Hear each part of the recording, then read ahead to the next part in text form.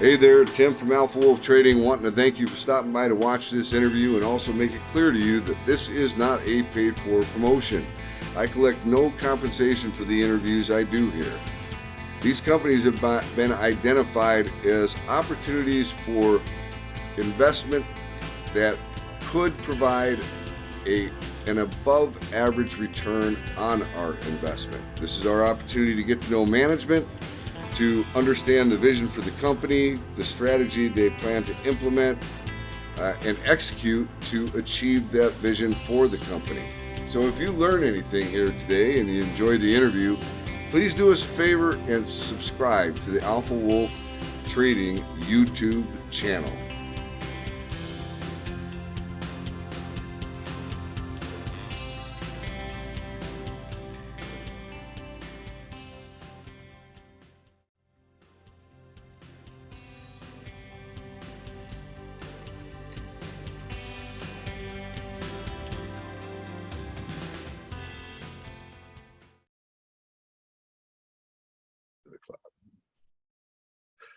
Hey everybody, Tim from Alpha Wolf Trading coming at you with another CEO interview here.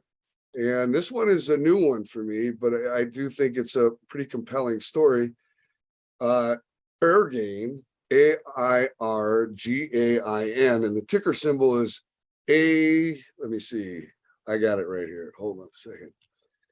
AIRG. And Jacob Suen is the CEO. And Jacob, I think we spoke a couple of weeks ago, right? Wasn't familiar with the company, but why don't you do me a favor? First of all, thank you for coming in and sharing your story. And why don't you give me a little background on who Jacob is and how Jacob became CEO of Airgain?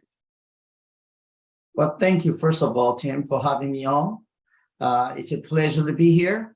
About myself, actually, I've been with the company for almost 16 years now. So I've been a long time Airgain person. I started out, when the company didn't have any revenue, so I really helped the company expand the market. Was a part of the IPO process when the company went IPO back in 2016. And I took on the CEO position on 2019, and the reason why I took on the position is because I really felt like Airgain as a company has not been able to capture the type of value that we provide to our customers, which I'm going to be able to get into it later. But prior to Airgain, I spent many years in system companies such as Paradigm, such as Motorola. So those are the number of companies I was a part of. Okay.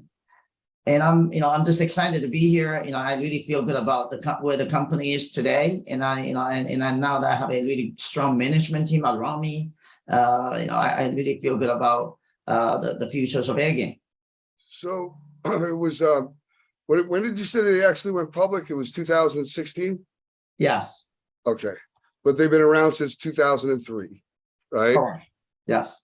And you're based in San Diego, California. Yes. Yes. Right? Yep. That's where we headquarter. Mm-hmm. Okay. And you've got quite a broad patent portfolio, right? Yes. That's what the company is known for. If you think about Airgain, what do you remember Airgain? People remember Airgain as an innovator, as a company that innovates. And that's why that really attracted me to come to Airgain in the first place. When I came to Airgain was in 2006, and Airgain was one of the two leading edge smart antenna provider. And that's what attracted me. It's the know-how, it's our Airgain's radio frequency expertise, RF expertise that attracted me, right? And I know, with that type of technology, with that type of expertise, the type of IP that we have in Airgain, we can do great things with the IP. Okay, so let's talk about what, and we just had a little conversation before we hopped on here, and I said, look, typically I'm not a huge fan of hardware plays, right? Because of eroding margins, and you're always looking for the the guy that's going to come out with the competitive model, and it's like, what happens? How do you go to market price, right? But you and I had a quick discussion, and you were quick to point out that it is your technical expertise. It is what you guys know, the solutions that the know-how to come up with the solutions that is much more than just a hardware play, right? Correct. Okay, so let's talk about, I mean, you've got an impressive team with a very broad background with some of the biggest names in tech, right? Yes. And then let's talk real quickly about the total addressable size of the market, right? Okay. So right now you're primarily embedded technology. No, we're not. We have transitioned to that. So that's why, when I took on the CEO position in 2019, if you look into our number in 2020, our embedded consumer, the traditional business that we have had represents about 80%.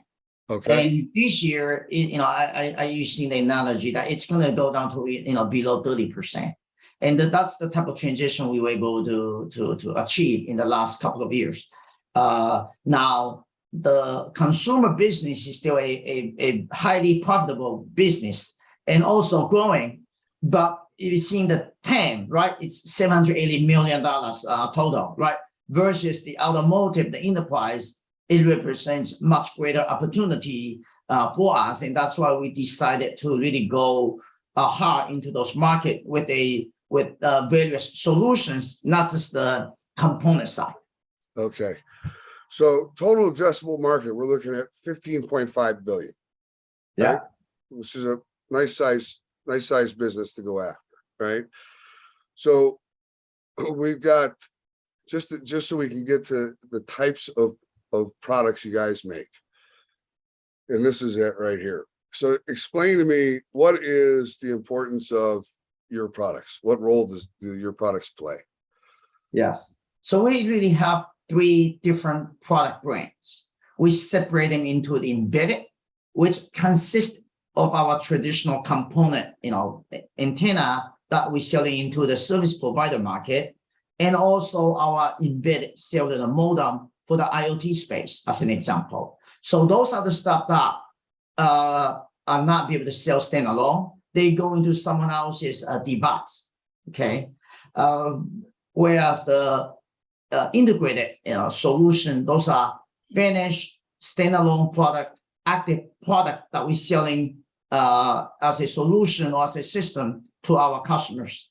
And those would be the product that we have, such as the antenna modem on the HPUE side, for the vehicle. And we also selling to asset trackers. We also have a number of private label systems that go into let's say, such as arenas, such as stadiums, with our full-blown enterprise wireless system, right?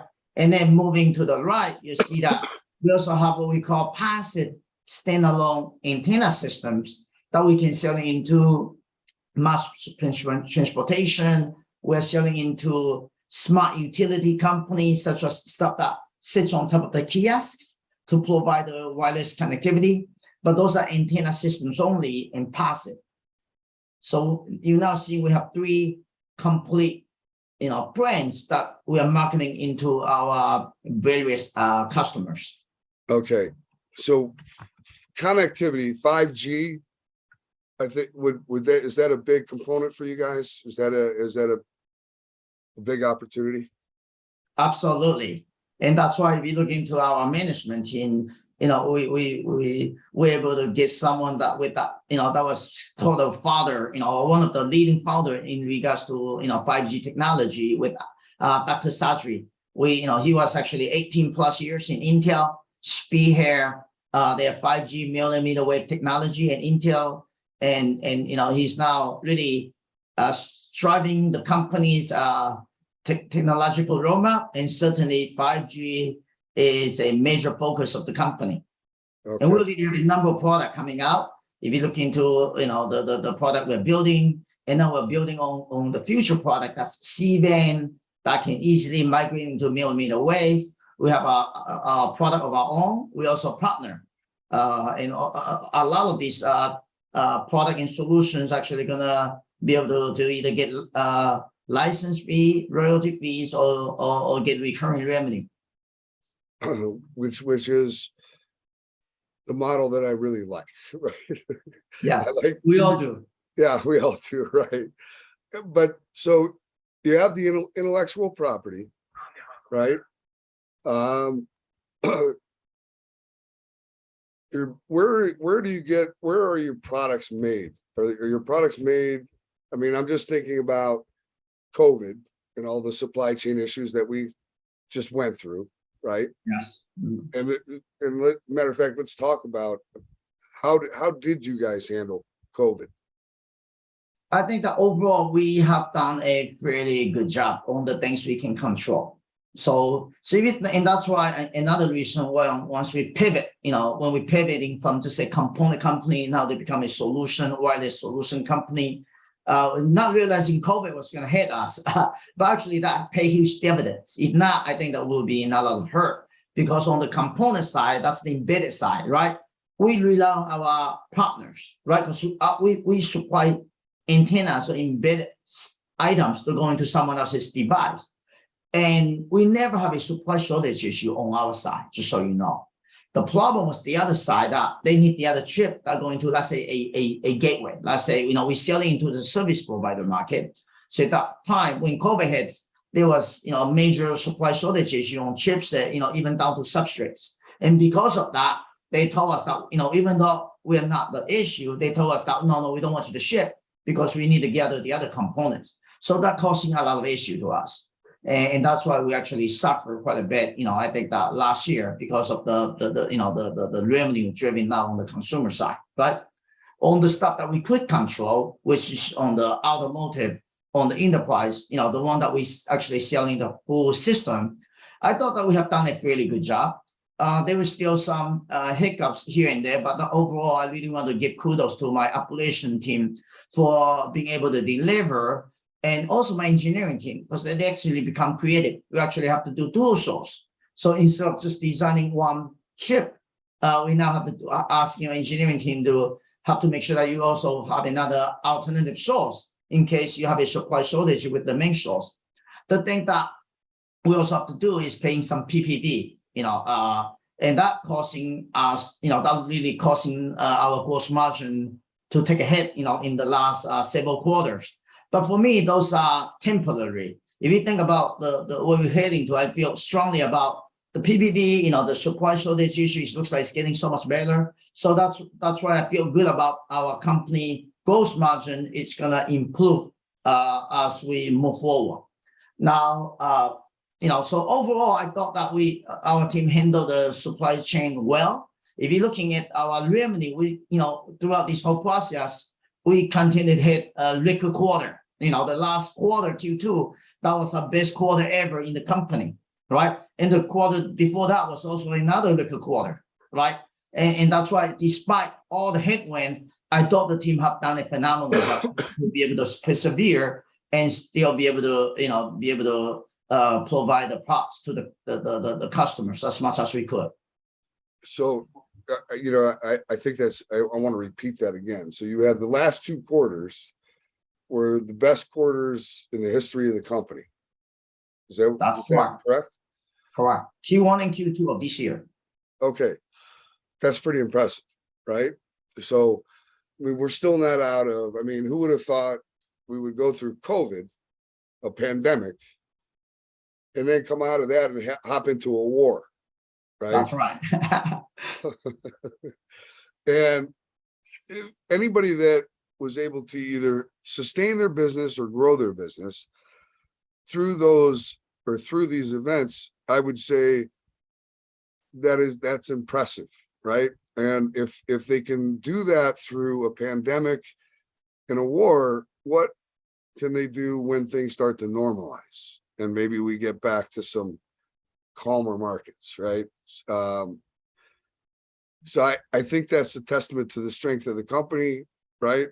How are you guys sitting on, is there any need to raise capital? No, I think that we're doing pretty well, right? from a cash perspective, we, I mean, I work with the team very closely at the end of last year to really was saying, you know what, we've been doing a lot of investment, we're a growth company. So we've done a lot of investment, but understanding the headwind, right, especially with the war in Ukraine, we said we got to stay disciplined. And that's why the team collectively started really focusing not only on growing the top line and try to, but also focusing on the bottom line as well, the OpEx piece. So I said, results of that, we quickly pivot. And then, in Q2, we actually became profitable and already indicated that Q3, we're also expecting us to be EBITDA positive as well, right? So we certainly have less cash than before because of the acquisition last year for NimbeLink, and that really helped position us well for the IoT space. But because of the phenomenal job that we were able to do with the team, right, with the NimbeLink team, we have to do the pay the earnout, etc., which was, I think that was positive, right? But as a result of that, we have $9 to $10 million cash. But I really expect that to be able to grow. Not only are we able to generate cash just from our normal business, but also we're going to be able to convert a lot of our inventory into cash. Because again, it's the supply shortage issue that we all have to tackle. So we actually end up buying or inventory product with that we don't need, but just to make sure that we have that. But once things get better, I'm expecting us to be able to turn a lot of our existing inventory, which is about 9 million right now, into more like just 2, okay, or 3. So we should be able to convert a lot of that. So I feel good about running our business. And again, things are really looking good for us. So I feel good about us keep on adding more cash into the bank instead of have the need to take it out. We only need cash if we're going to do anything in the inorganic side, such as an M&A. Other than that, I feel good about we have plenty of cash to run our business as we move forward. Okay. So from one of the things that I have been thinking about, and a lot of the micro cap and small cap companies have been just decimated over the last 15 months, right? And it's not necessarily anything that is company specific, it's more market specific, right? So yeah, everything is getting thrown out with the bathwater, right? It's like good companies, even though they don't need cash, they don't have any debt. How are you on debt? We have 0 debt. No debt. No debt. It's music to my ears, right? So yeah, no debt, no need to raise capital. There are companies out there that right now are in need of capital and probably not sleeping well, because in this environment, not a great time to be raising money, right? And raising capital. So, but I do think that maybe instead of doing a capital raise at a really shitty offering, maybe it makes sense to merge or do a joint venture or be acquired by somebody that is in a better cash position than you, and strengthen 2 companies as opposed to weakening one and diluting the shit out of your shareholders, right?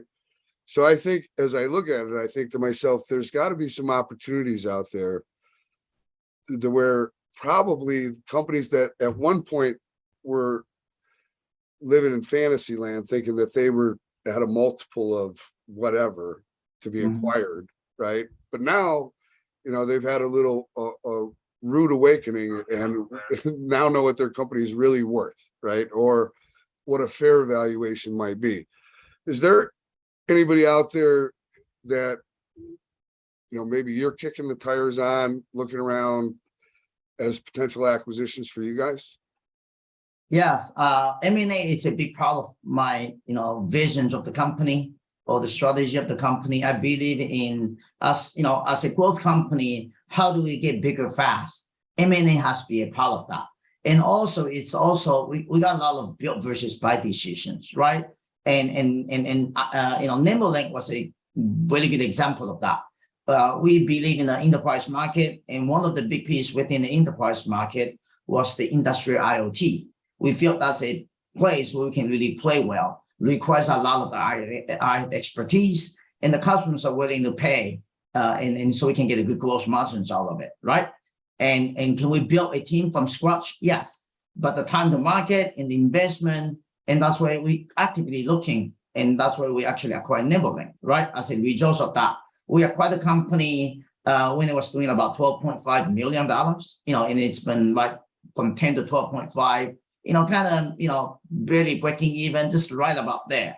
And we took that company, we turned that company, improved both the gross margin from 32.5 to now, in the upper 30s, and also the revenue growth substantially. We don't share the detail, but just to give you some color, we work on the earn out with them, and for them to even make a penny has to start with 13 million. That was last year. So now you figure, and and that was, we ended up paying $8 million for that. So you kind of know the kind of growth we were able to achieve after we took a company. And I think that a lot of the investors out there, have been asking me, say, Jacob, do another one. And I want to, but we got to stay disciplined. The reason why we're able to do those, really good job is because we pick and choose the one that align with the company vision and also fulfill a particular market niche we want to address. And for me, I'm all about creating shareholder value.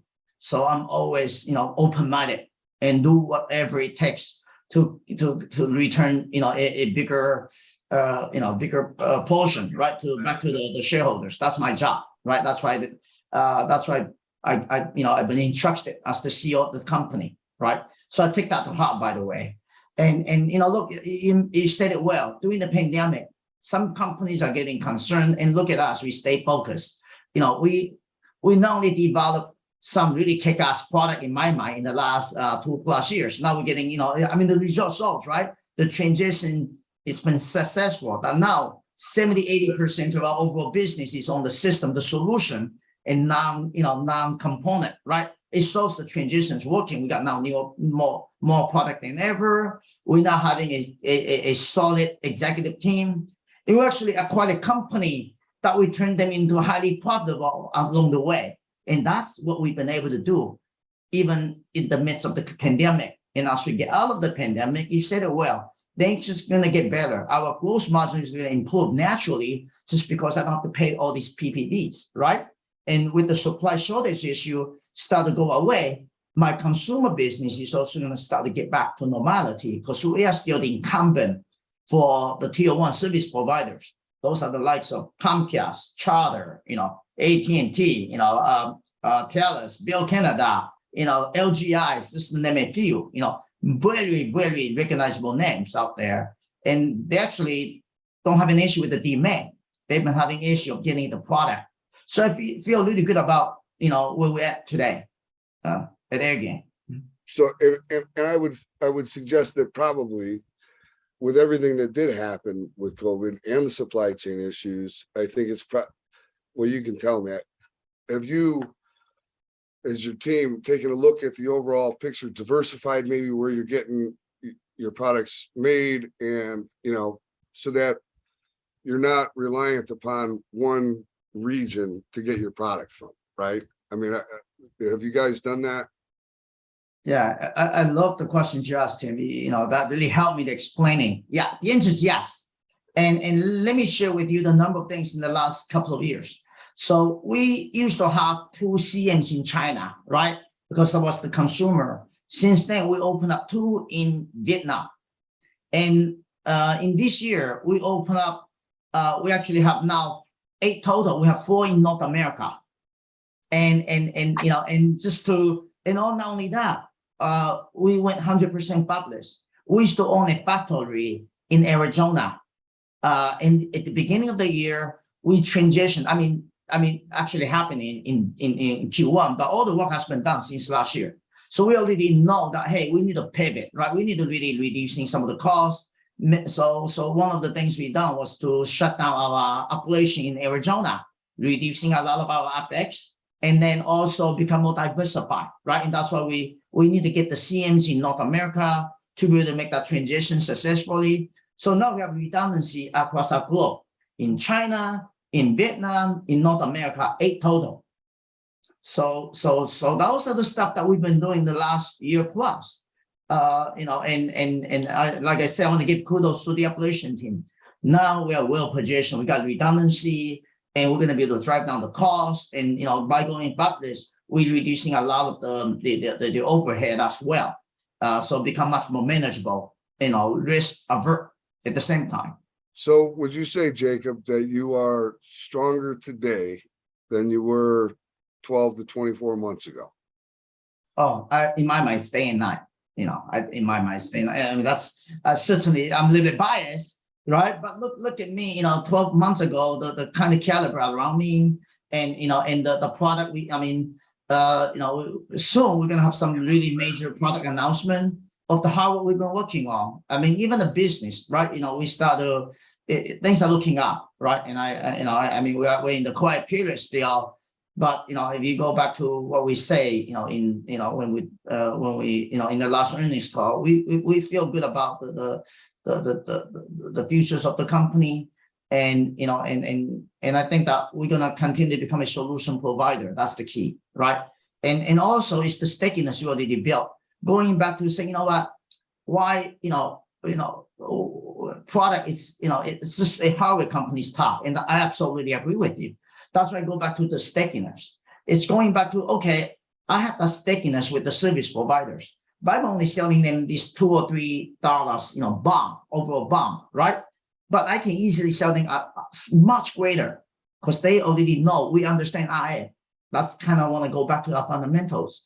We are the RF expertise that they value. We are really their consultant, right? So whatever we can sell to them, as long as they know that we can be trusted, they're going to go ahead and accept our product, right? Accept whatever we're going to sell to them. And that's what we're going to be able to sell them a much higher ASP product, much more value add, and potentially recurring revenue along the way. And that's the kind of model we're thinking as we move forward. Okay. So this is all, to me, this is all exciting. And that's why you and I are having this interview right now, right? Because I don't interview any company that I do not think is going to make the shareholders money at some point, right? That is my goal. I mean, you can have a really good product, really good service. If you don't have a great leader, I think the odds are stacked against you, right? And I think you've shown through a pandemic, very challenging time, you're making the moves that you should be making, right? And you're looking forward. You're not stuck back here doing things the same old way, right? So that to me is exciting stuff, right? Company hasn't been around that long in my mind, right? You're a young company, but you have a lot of technical expertise. And if I'm not mistaken, we're probably, what inning would you say, and if this was a baseball game, what inning would you say we're in for the 5G rollout? Great question. So I say the 5G rollout, you really need to break down into what they call the millimeter wave and the sub-6 gigahertz. The millimeter wave, I would say we are in inning number 2 or 3, okay, really early. Whereas on the sub-6 gigahertz, I would say we're only in the stretch run. We're on, mid-7th inning. That things that start rolling out, products that start rolling out on the CBAs, the C-band, because those are the lower frequency band. We know those really well. I mean, when I say we, I'm talking about collectively the market, right? And those are the piece that we do know that there's a need, and how do we take advantage of some of the existing infrastructure, right? And that's the sub-6 gigahertz, all right? Whereas the millimeter wave, I do think it's going to come at some point, but there are a lot of challenges because of the higher frequency, right? How do you deal with the interference? How do you deal with a lot of the environment? And guess what? This is what Airgain is really good at.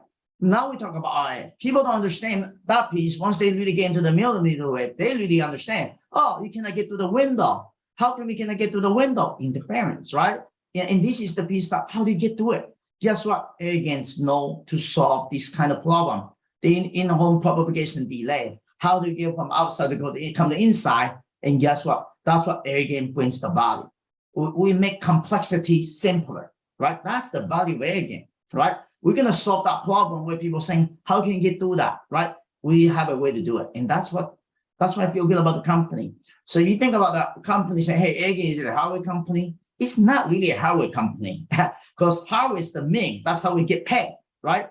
But it's the expertise, it's the IP, right? It's the consultation, and with that we get paid with the hardware, with the recurring revenue, with royalty, license fee. We're gonna get that. But the foundations of the company is the expertise we have in-house, the IP, when it comes to radio frequency. And as millimeter wave 5G, that's where it really shines.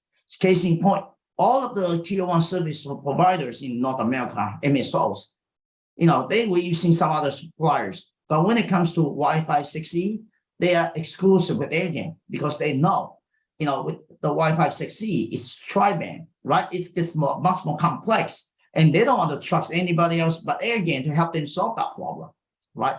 And that's where we shine. And that's a great position to be in, right? I hope so. I think so. Yeah, they come to us. We don't have to go to them. They come to us saying, hey, we need you to just, make sure you can support us, right? So yeah, to that point, yes, I think it's a really good position to be in. And we have earned that trust them through, with the service provider throughout the years. And again, what we're going to sell them is not just the traditional component. We're going to try to talk to them about something a lot bigger, tens and hundreds of multiple of what we used to sell them. All right. So anybody that follows me knows I've always been a fundamental guy. That is, how I got started in the market was fundamentals. Never really believed in technicals until I went and took a technical course like 15 years ago. And now the first thing I look at is the chart. Because it actually can tell you a lot. I mean, I didn't understand how looking at a chart could tell me anything about where a stock is going, right? I mean, I could see where it was, but I didn't know how it could tell me where it's going. But now technicals are kind of spooky in a way, because they're extremely accurate. Price has memory. And if I look at your chart, you're at a very interesting area, right? Now, you just told me that you had the best 2 quarters in the history of the company in the last 2 quarters, right? Mm-hmm. And it's not reflecting in the stock, but that isn't unusual because the whole market is not friendly right now, right? Yes. At some point, though, if you continue on the path of strong quarters and getting to profitability, then the market at some point is going to recognize it, I believe, right? So if I'm looking back at the history of your chart, I mean, yes, you had, and this is really interesting. Remember I said price has memory? You had a high back here in 2016. And then you went through 17, 18, 19, 20, 21. Look at where the price went to, almost to the penny, and found resistance. Was at your old high from prior years, right? Mm-hmm. And then it found resistance and it's pulled back. But now you're at this area of potential support again, right? So I'm not telling anybody to buy the stock. That's not what I do. What I do is present the story and the opportunity. I present the facts. The company is in a good position, right? You have a big total addressable market. You've made changes that have made the company stronger, and you are at price levels that are really close to your all-time low. So my question is, well, what's the risk reward, right? Am I afraid that Jacob, you're going to go bankrupt? No, I don't see that as being an issue, right? So my question would be, well, what's the upside potential? You've already gone up and tested 29 bucks. Or is that 29? Yeah, $29 twice. Do I think you could go do it again? Why not? Right? Especially if you're stronger than you've ever been before in the history of your company, right? I think that's feasible. So I look at 5G rollout, and you've got, I think you said at the beginning of this call, you've got new products that are coming out, right? Yes. Those are those products differentiators in any way? Yes, absolutely. It's part of the product that but people have been asking. It's part of the Airgain Connect platform that we already test the water a little bit with our first, HPE version with the first responders, which is a lot smaller. And that's why that $29 last year, people got excited, understand the potential. And now people are waiting for what about the next gen, which is the one that actually it's a service provider agnostic, and that can service a much broader market. The 10, that's why if you look into one of the slides, when I talk about HPUE, Airgain Connect platform, I talk about the newer product can supply about 4 billion market cap by itself. And that's a product that we've been working on, and we expect to actually make that available in Q1 of next year, Okay. right? At least for trial or for demo. So that's why it's another revolutionary product that we own the IP on. It's a fully integrated product, which I don't want to share too much at this point, but stay tuned. And we're in November, and I told you it's going to be Q1, so we're only about a few months away. And then also the 5G product we're going to have on the C-band. So Q1 expecting a lot of exciting news coming out from Airgain. Okay. So if we're sitting at, how many shares do you have outstanding, fully diluted? I think that total share was like 10.2 million shares. We don't have a lot of shares out there. 10 million shares. 10 million shares. Okay. Yeah. Anything under 100 million, I consider to be a low flow or a thinner stock. Anything under 100 million, right? So you're looking at 10 million shares. That is super tiny in my mind, right? Because let's see, I'm just going to take a look. What's one of your highest volume days here?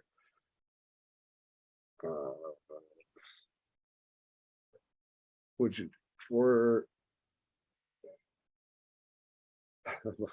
I'm gonna have to get bigger screens or better graphics. Hold on a second here. One of your highest volume days, you've had 3.7 million shares traded in one day, right? So nearly half of the shares outstanding traded in one day. One really good news headline, and you can see this thing trade 20 million shares in a day, right? I mean, that's very possible. And when you have a small float like that, that's when you get some really radically crazy moves too, right? So that's one of the things that I love about the company and the story, because you're not a bloated share count. What about insider participation? Do any of the insiders I haven't looked yet, but is anybody out there in the open market buying shares in the open market? There have been some. My chairman bought a couple of times already. And in the last year or so, we have some, including myself. I bought some last year. I have not bought some because I know too much about the product and everything else. I just need to recuse myself because I know what's coming and everything. I don't think that I'm in the position to buy more shares, even if I wanted to, right? But I think that's part of the reason, because we do understand and knowing what are some of the major milestones we're going to be heading soon. So. And that's important to me because, look, stock options and grants, that's all great. But when do I feel as though if the insiders are buying in the open market, there's usually only one reason why insiders buy. And that's because they believe it's undervalued. And who knows better than the people that are running the company, right? So that's important to me. So seeing insider participation is also positive. With me, everything is building a case as to why do I want to get involved in the stock. We're at a very close level of support. You could potentially come down and I'm just pointing this out to you, this doesn't have to happen, but it could happen, and anything's possible in the markets, right? But your all-time low, I think, is right around 580 or so, somewhere in that area, just under $6. Could it go back down and test that? Possibly. And why would that be a good thing? Because that would solidify the fact that that is the de facto bottom, right? Comes back down, tests that area, doesn't break through it, and then it breaks off and starts heading up, right? So you go from a long-term trend from the upper left to the lower right, and then you go and start a new trend from the lower left to the upper right, right? And those cycles, those trends can last a long time. So when you break a long-term trend, those are significant, and you are kind of coiling up in this area, looking like you want to try and take out the trend, which would be a very positive thing. So you've got potential catalysts coming up. We've got a crappy market right now, but I look at the fact that the small and micro caps have been getting beaten up for 15 months. So, the market is supposed to be looking 6 months out. It is supposed to price in 6 months from now, not what's happening today. So even though the headlines could be horrendous, layoffs and all this other bad stuff, to the average Joe, it looks like, the end of the world.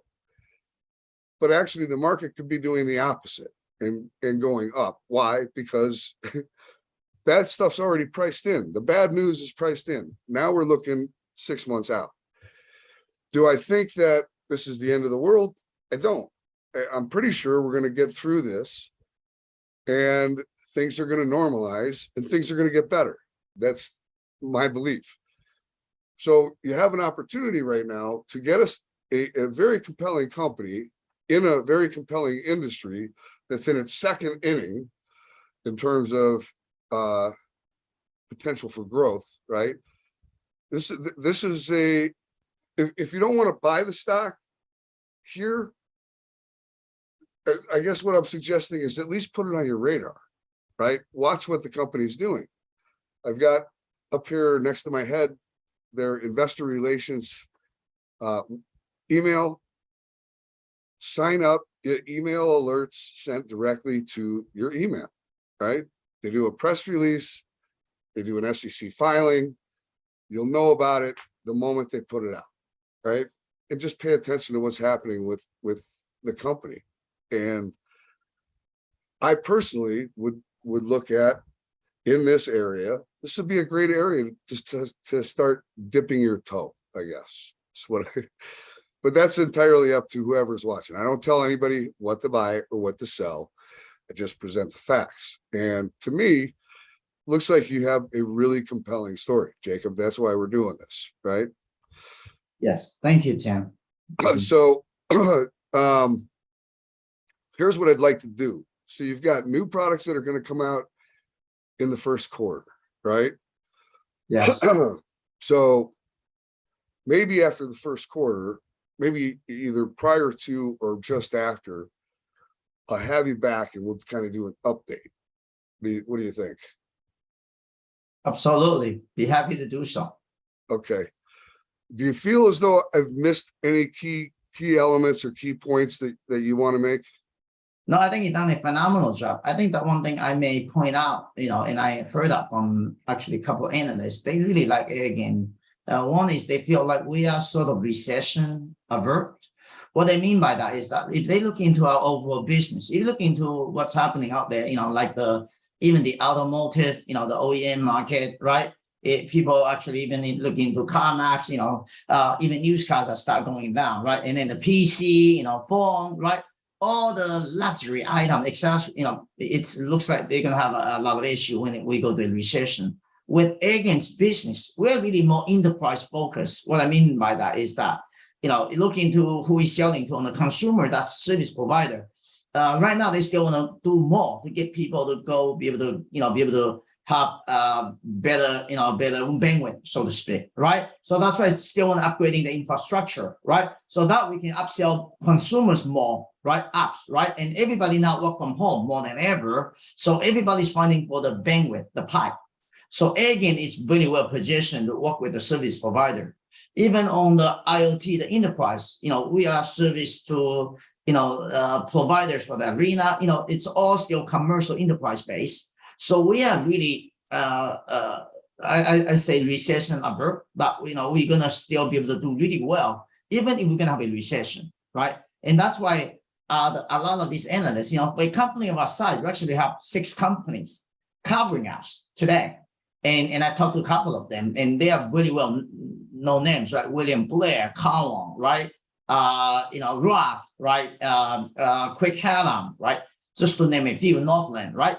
So they like us because they think that, hey, we are a growth company, profitable, and a company that's going to be pretty safe to go to less recessions, right? And that's the piece where they really like about the company. So I have to tell you that is pretty impressive, because it is difficult to get coverage from analysts without doing a financing deal through the firm, right? I mean, the only way a lot of these companies that are out there can get coverage is if they do a financing deal, right?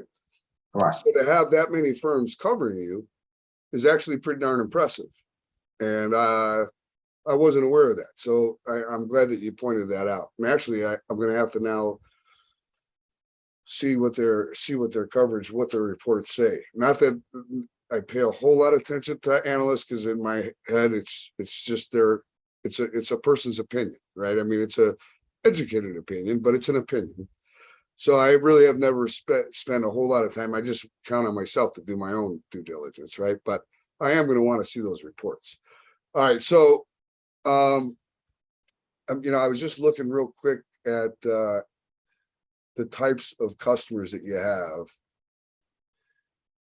And there's some pretty big names here, right?